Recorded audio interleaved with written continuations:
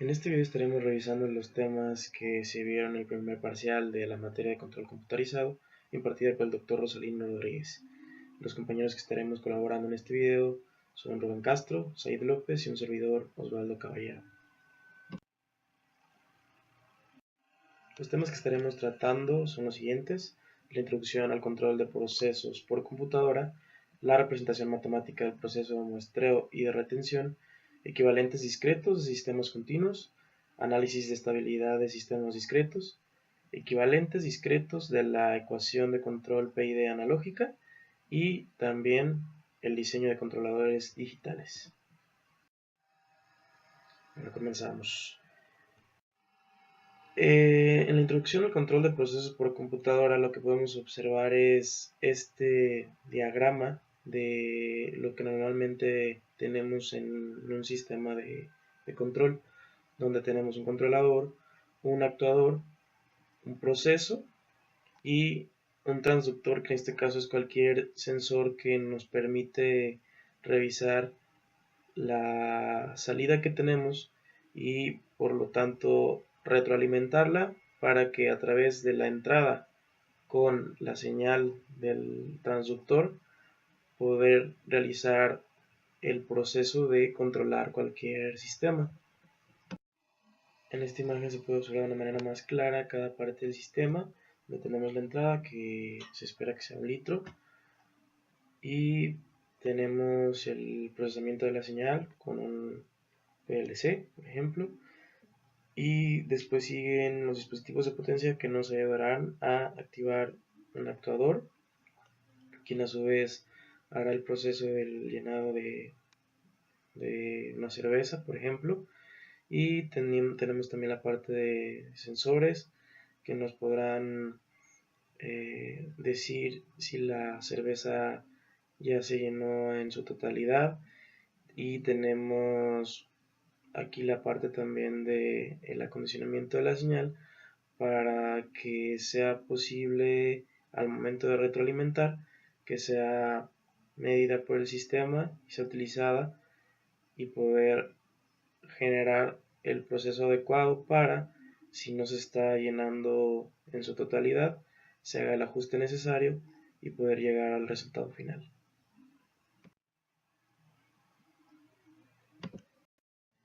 En la parte de teoría de control, nosotros vimos que todos los bloques que forman parte del proceso automatizado que anteriormente vimos pueden ser representados con un modelo matemático. En la parte del control clásico, sus herramientas principales eran las transformadas, donde se hacían implementaciones analógicas, y en el control moderno su herramienta principal es el espacio de estados, y en la implementación digital esta se hace con señales discretas. En esta tabla podemos analizar las características de los sistemas tanto de lazo abierto como de lazo cerrado, donde podemos observar que en este sistema obviamente no tenemos retroalimentación, es estable, es simple, se requieren modelos muy exactos, no tiene control para contraperturbaciones y es usado en aplicaciones de poca precisión. En cambio, en el sistema de lazo cerrado podemos ver la retroalimentación y hay que tener cuidados en la estabilidad, no requiere modelos muy exactos, tiene control contra perturbaciones debido a esta retroalimentación y es usado en aplicaciones de alta precisión por lo mismo, y bueno, es complejo. En esta tabla podemos encontrar las ventajas y desventajas del control analógico y el control digital, que están directamente relacionadas unas con otras. Por ejemplo, en el procesamiento es en tiempo real en el control analógico, mientras que en el control digital tenemos un procesamiento con un retraso debido al muestreo.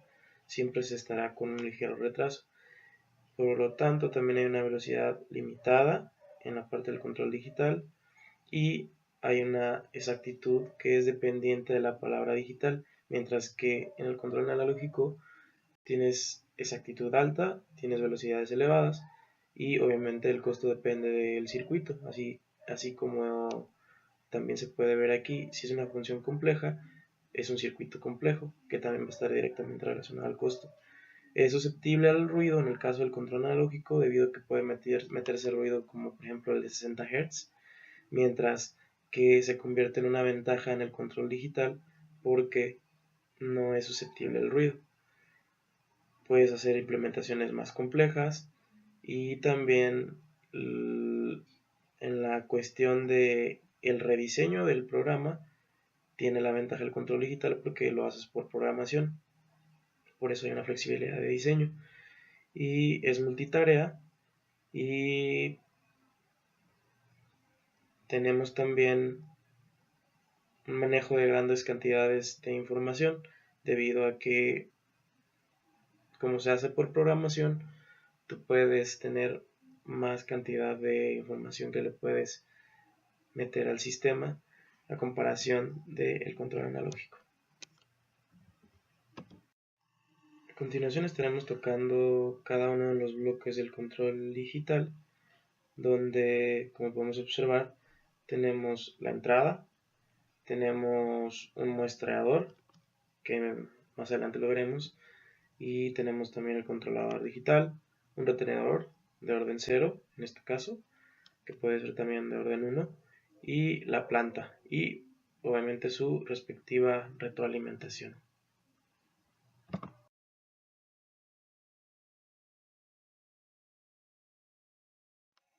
En esta sección es muy importante iniciar hablando de las señales, en este caso las analógicas y las discretas, donde las analógicas están definidas para todos los valores de tiempo y pueden tomar cualquier valor en el intervalo AB, pero en el caso de las señales en tiempo discreto, estas están definidas solamente para ciertos valores de tiempo, los cuales pueden ser o no equidistantes y pueden tomar cualquier valor en el intervalo A a B.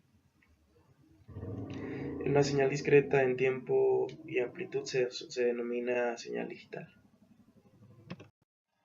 En el caso de las señales discretas, que son con las que estaremos trabajando, el muestreo de la señal se realiza tomando muestras de TS segundos, donde nosotros vamos a observar que este es el periodo de muestreo y su inverso es la velocidad o frecuencia de muestreo.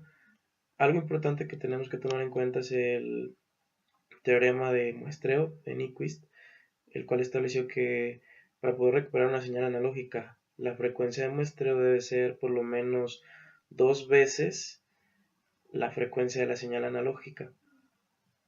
Por lo tanto, si vemos esta señal de ejemplo, su frecuencia más alta es esta, donde recordaremos que esta parte de aquí es 2πf, entonces nosotros tendríamos que estar al menos teniendo una frecuencia de muestreo de 1200.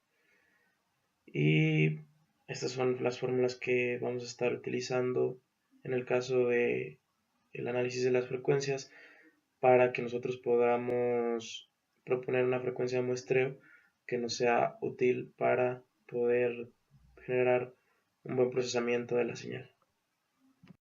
A continuación veremos los modelos matemáticos de la parte de muestreo y retención.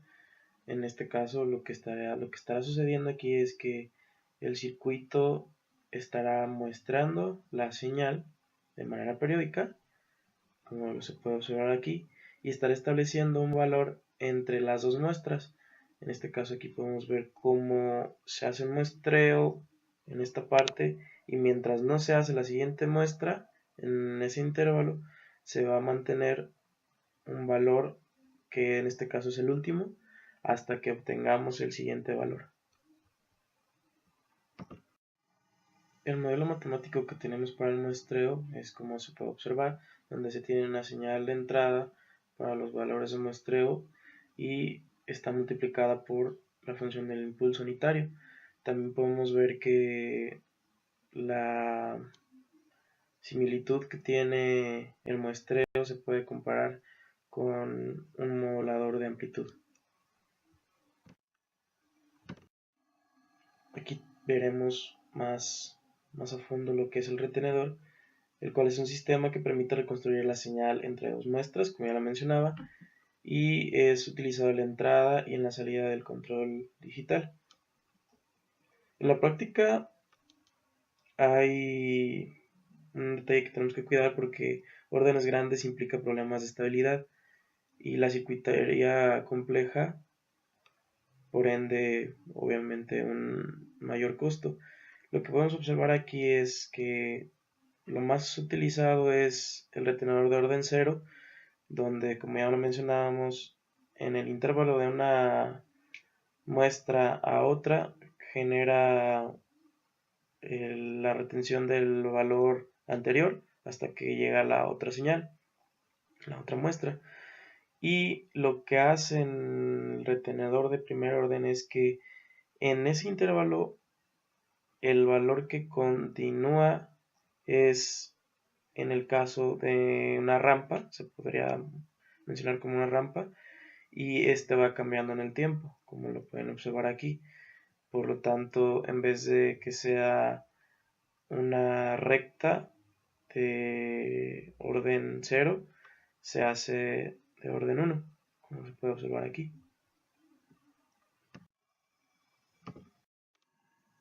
La transformada Z es otra de las herramientas indispensables para el control discreto, y aquí podemos ver es importante tener ecuaciones, siempre sus modelos, las propiedades las estarán apoyando para hacer cuando estemos el análisis de nuestro sistema de control, no cometamos ningún error. Asimismo encontramos estas propiedades extras que son la propiedad de convolución, inversión temporal y diferenciación del dominio Z. En este ejercicio podemos observar la transformación Z de la siguiente señal, donde si observamos la fórmula, lo primero que tenemos es el valor de la muestra, que en este caso es 1, elevado a, multiplicado por Z, elevado a la menos el número de muestra. Siempre se nos tiene que brindar la información de cuál es la muestra 0, en este caso, como esta era la muestra número 0, Z elevado a la 0, pues es 1, por tanto no se tiene con término Z en esta parte. Y con la siguiente muestra, que es la 1, aquí sí podemos observar cómo se tiene el valor de la muestra y la variable Z elevada a menos el número de la muestra, y así sucesivamente.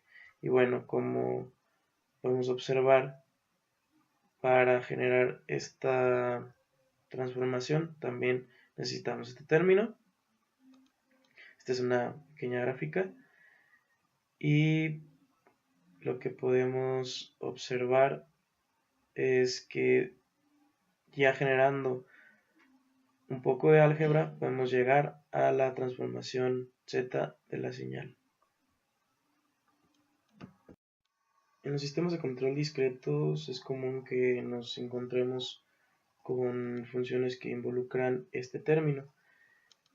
El caso más claro es el de los retenedores de orden 0 y 1, y para encontrar la transformada de este tipo de funciones estaremos utilizando la siguiente propiedad, que prácticamente en todos los diseños estaremos utilizando.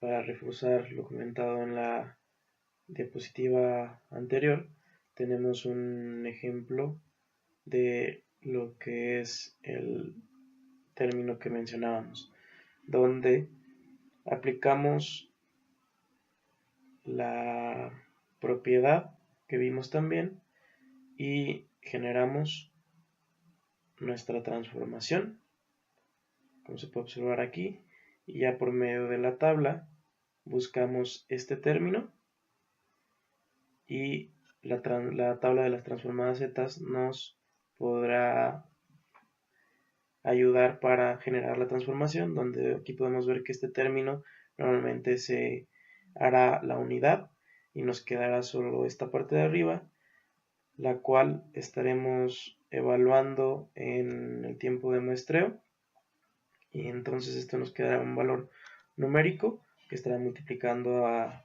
la z de menos 1, y a su vez también este será un valor numérico en esta parte que nos podrá apoyar en los siguientes pasos de nuestro diseño de controladores.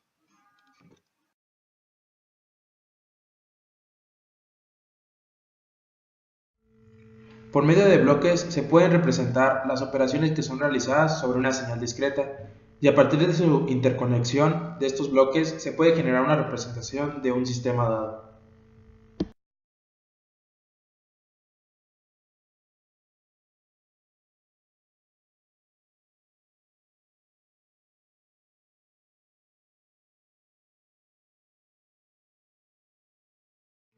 En el siguiente ejemplo se muestra la relación entrada-salida obtenida a partir de un sistema de bloques. En caso contrario al ejemplo anterior, en este ejemplo se obtiene el diagrama bloques a partir de la relación entrada-salida. La función de transferencia describe el comportamiento de un sistema, y a partir de este se pueden obtener aspectos de diseño tales como la estabilidad, conociendo la entrada y la salida de nuestro sistema. En este ejemplo se muestra la función de transferencia de un sistema obtenida a partir de la relación entrada-salida.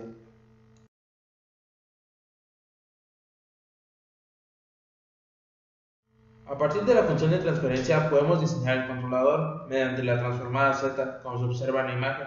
Además, el controlador P y D está conformado por tres etapas distintas, como lo es el proporcional, el integral y el diferencial.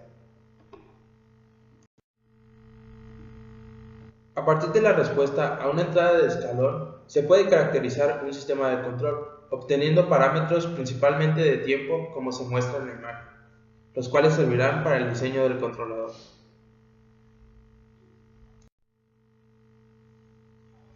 El factor de amortiguamiento determinará el comportamiento que tendrá nuestro sistema. Si el factor de amortiguamiento se encuentra en un rango entre 0 y 1, el sistema será sobreamortiguado y presentará oscilaciones.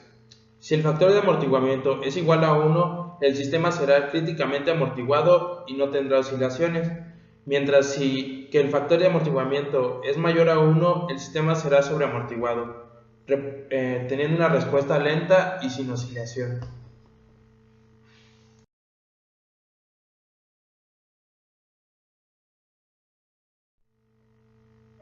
Del lado izquierdo se muestra el plano S y del lado derecho el plano Z.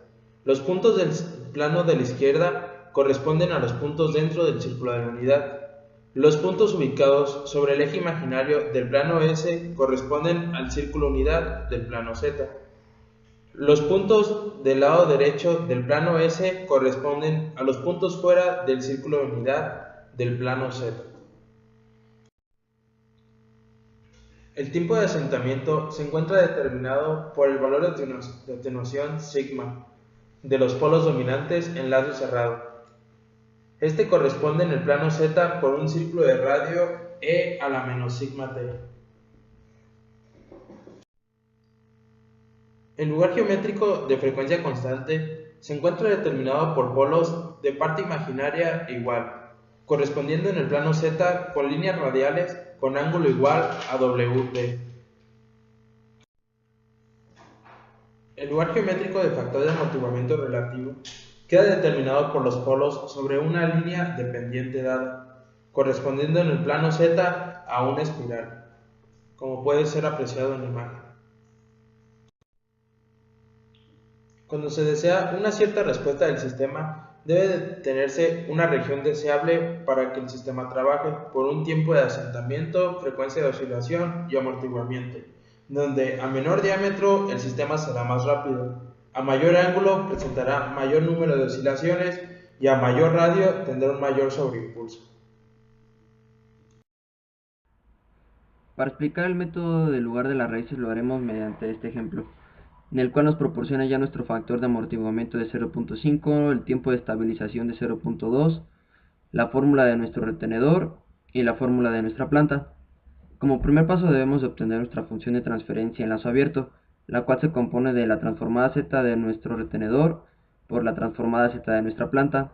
Esto se realiza mediante tablas ya establecidas, con las cuales obtenemos esta nueva fórmula ya multiplicada por nuestra z conveniente. Sustituyendo ya nuestro tiempo de estabilización y nuestra alfa, obtenemos ya nuestra función de transferencia final, en la cual observamos que tenemos un polo en 1 y otro polo en 0.8 y un 0 en menos 0.93. Para obtener nuestro polo en lazo cerrado, lo hacemos mediante estas fórmulas, en las cuales necesitamos obtener nuestro omega D y nuestro omega S. Sustituyendo ya nuestros valores, obtenemos la magnitud de Z, que es 0.6, y nuestro valor del ángulo, 44.9 grados, obteniendo así nuestro Z, nuestro polo complejo, de esta manera.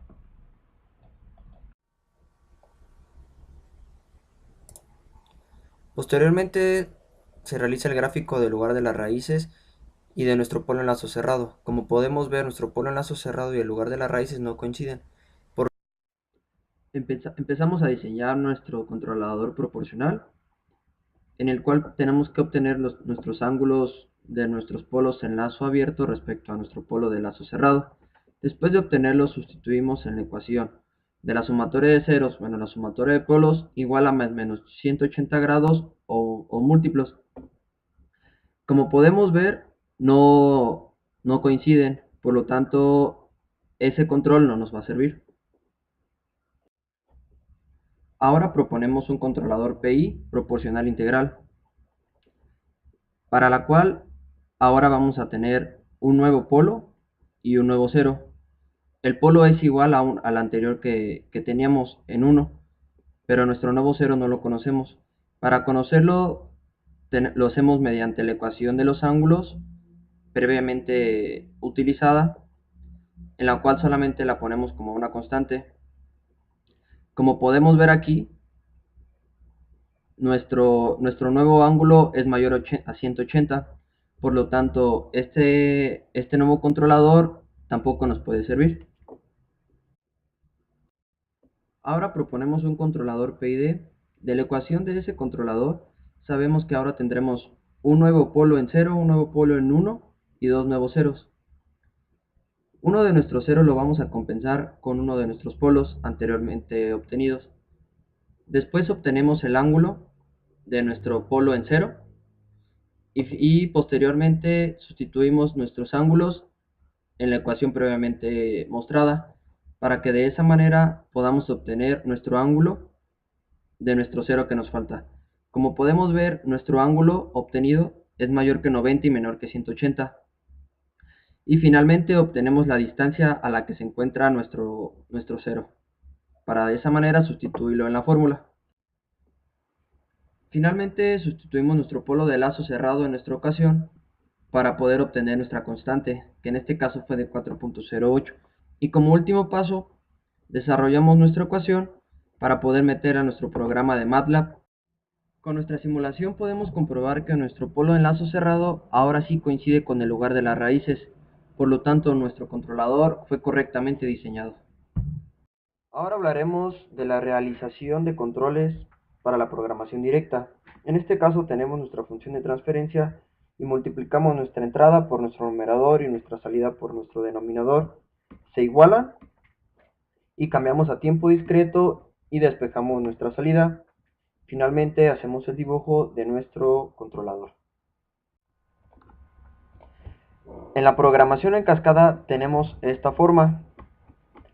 Primeramente se separa en dos nuestra ecuación y se realiza el mismo procedimiento de antes. Nuestro numerador por nuestra entrada y nuestro denominador por nuestra salida.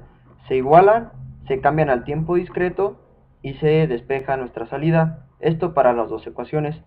Si finalmente hacemos el dibujo de nuestro controlador de esta forma. En la programación en paralelo tenemos esta forma. De igual manera que en la anterior se separa la ecuación en dos y se le asigna una constante a cada ecuación, a y b. Y se sigue el mismo procedimiento, numerador por entrada y denominador por salida. Se igualan y se cambian al tiempo discreto y se despeja nuestra salida, eso en las dos ecuaciones, y finalmente se realiza el dibujo esquemático de nuestro controlador final.